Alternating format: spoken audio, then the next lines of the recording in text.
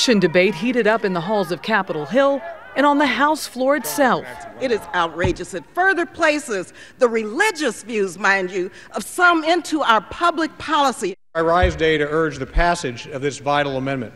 The controversial amendment introduced by Democrat Bart Stupak and Republican Joe Pitts would bar any new government insurance plan from covering abortions, an extension of a law which its authors say has been on the books since the 1970s. I am not writing a new federal abortion policy. The Hyde Amendment already prohibits federal funding of abortion. Late last night, the amendment passed 240 to 194. The amendment's adopted. It was a major concession for pro-abortion rights Democrats to ensure the success of the overall health care bill and secure the 218 votes needed to win passage. But abortion rights activists say it was a huge step back. The fact of the matter is, the health care debate should be covering all Americans, including women and their reproductive health. 64 Democrats joined 176 Republicans to vote for the amendment. And anti-abortion activists say that may be a sign. It was very exciting last night to see demonstrated that there is a bipartisan pro-life majority in the House, and that reflects the pro-life majority in America. But abortion opponents aren't declaring victory just yet. The bill now goes to the Senate, where ardent defenders of abortion rights promise to remove the amendment from the final version of the health care plan. Michelle Miller, CBS News, New York. For more on last night's health care vote and its prospects in the Senate, we are joined by our senior political correspondent, Jeff Greenfield. Jeff, good evening. Hi, Russ. What are some of the roadblocks between what the House passed last night and an actual health care law as we move forward? The first is just the very different nature of the two houses. In the House, as we saw last night, you can pass a bill with a bare majority.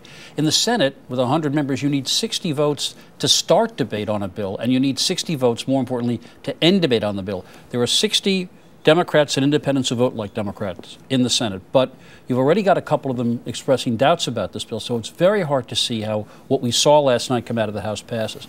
Then there's the pesky matter of substance. Take one example. In the House bill, there's a so-called millionaire's tax, a surcharge on affluent families and individuals. There's no way that's going to get through the Senate. We know that now, or at least think we do. Now, if that doesn't get through the Senate, then where does the money come from to pay for that bill? So that's just a couple of examples of a couple of the dilemmas. Only one Republican in the House voted for the bill last night, Joseph Cao of Louisiana, who comes from a generally Democratic district. Yeah. Historically, does that have any significance at all? Yeah, I think it does. We generally see is that landmark legislation like this often takes bipartisan majorities. In 1935, for instance, when the Congress passed Social Security, 16 Republican senators voted for it, and only 5 voted against it.